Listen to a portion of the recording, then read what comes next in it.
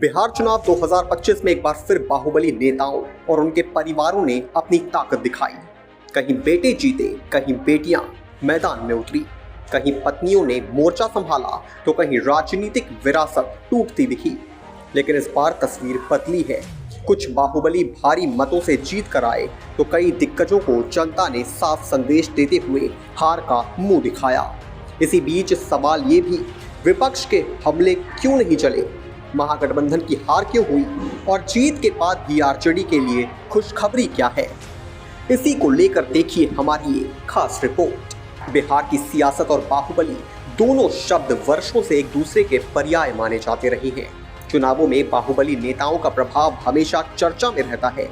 इस बार भी एक दर्जन से अधिक बाहुबली या उनके परिवार चुनावी मैदान में उतरे। कुछ ने जीत का परचम लहराया, कुछ जमीन पर गिरे पड़े और कुछ को जनता ने साफ संदेश दिया, पुराना दौर अब खत्म हो रहा है। सबसे बड़ी लड़ाई थी मोकामा सीट पर, जहां आमने सामने थे दो दबंग परिवार। एक तरफ जेडीयू के टिकट पर उतरे बाहुबली अनंत सिंह तो दूसरी तरफ उनके पुराने प्रतिद्वंदी बाहुबली सूरजभान सिंह की पत्नी वीणा देवी।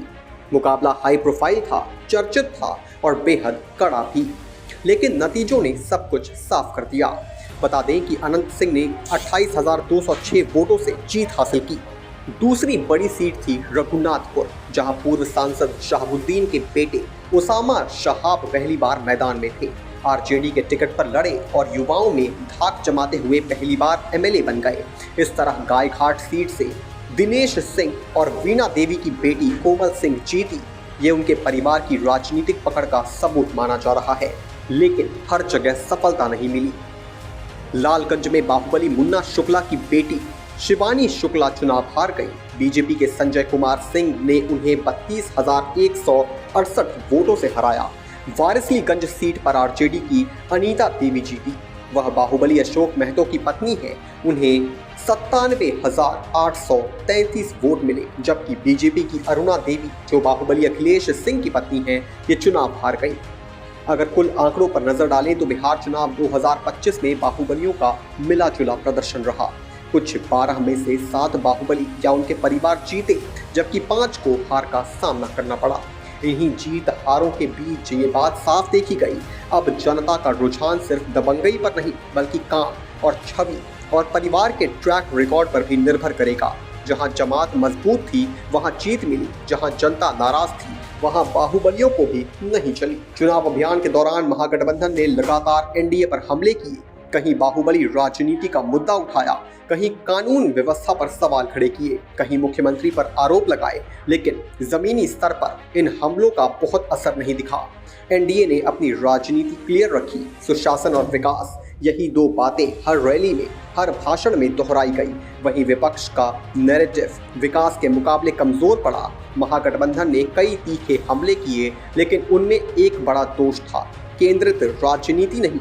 हर पार्टी अपना मुद्दा उठाती रही, पर महागठबंधन की एकजुट लाइन नहीं बन पाई। वहीं एनडीए ने लोकल मुद्दों को भुनाया, बिजली, सड़क, किसान, महिलाओं की योजनाएं, स्कॉलरशिप, और लोगों ने महसूस किया कि उनमें निरंतरता है। उधर विपक्ष के हमले नेगेटिव कैंपेन जैसे लगे, जिसका फायदा एनडीए को मिला। महागठबंधन की हार कई कारणों से हुई। हमने विश्लेषण किया तो 5 बड़े कारण सामने आए। कौन नेतृत्व करेगा, कौन अंतिम फैसला लेगा, ये सवाल पूरे अभियान में घूमते रहे। मतदाता भ्रमित हुआ। आरजेडी का वोट बैंक मजबूत होने के बावजूद गठबंधन का पूरा वोट आरजेडी की तरफ शिफ्ट नहीं हुआ। कुछ जगहों पर अंदरूनी मतभेद खुलकर सामने आए। कहीं बेरोजगारी की बात, कहीं महंगाई, कहीं कानून व्यवस्था, लेकिन कोई केंद्रीय मुद्दा तय नहीं हो पाया। जेडीयू, बीजेपी, हम, वीआईपी, सबका मिला जुला प्रभाव सीट दर सीट दिखा। सोशल इंजीनियरिंग ने कमाल दिखाया। महिलाओं को मिली आर्थिक सहायता, सिलाई, अनुदान, 10,000 रुपए की योजना, गारंटी योजनाएं, इन सब ने वोटों को मजबूत किया। इन तमाम कारणों के बीच महागठबंधन जनता का भरोसा जीतने में चूक गया और एनडीए को क्लीन स्वीप जैसा परिणाम मिला। अब सबसे बड़ा सवाल, हार के बाद भी आरजेडी के लिए खुशखबरी क्या है? दरअसल परिणाम भले एनडीए के पक्ष में हो, लेकिन वोट शेयर में आरजेडी सबसे आगे निकल आई है। इसका मतलब ये है कि आरजेडी की पकड़ अभी भी कमजोर नहीं हुई है। उसके पास मजबूत वोट बेस है और भविष्य में वो बड़ी चुनौती बनकर सामने आ सकती है। तेजस्वी यादव का काडर वोट मजबूत है, युवा अभी भी आरजेडी को विकल्प मानते हैं और ये संकेत देता है कि 2025 सिर्फ एक चुनाव था, लड़ाई अभी बाकी है। तो बिहार चुनाव 2025 ने कई चीजों को साफ कर दिया। बाहुबली अभी भी राजनीति का बड़ा हिस्सा है, लेकिन जनता अब अंधाधुंध समर्थन नहीं करती। एनडीए की रणनीति मजबूत रही, महागठबंधन का गठजोड़ ढीला पड़ा, बाहुबली नेताओं में जीत हार दोनों दिखी और आरजेडी ने वोट शेयर में अपनी ताकत साबित की। समय बदल रहा है, बिहार की राजनीति बदल रही है और आने वाले सालों में तस्वीर और दिलचस्प होगी।